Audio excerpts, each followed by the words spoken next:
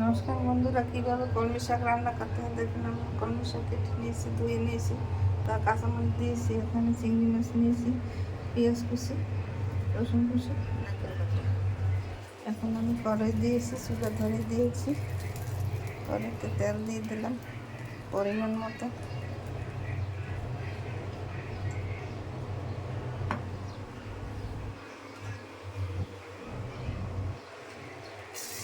পেঁয়াজ রসুন দিয়ে দিলাম,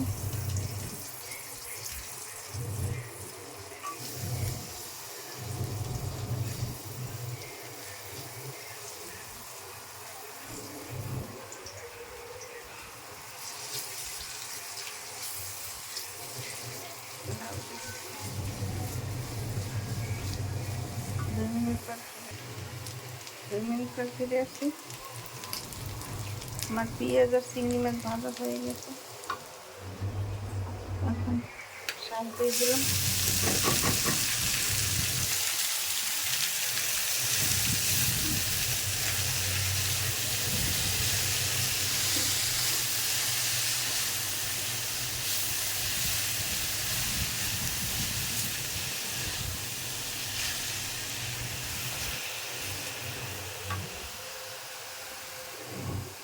ঝালের মধ্যে হলুদের গুঁড়ি আধা চামচ,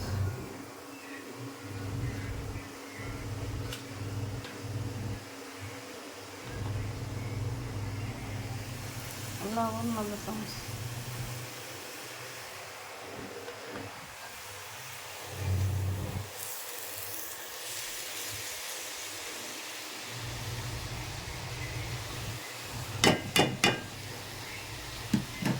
ঢাকনা দিয়ে ঢেকে দেবো। 2 মিনিট ফিরে আসি। আমি এখন নারকেল দিয়ে দিলাম,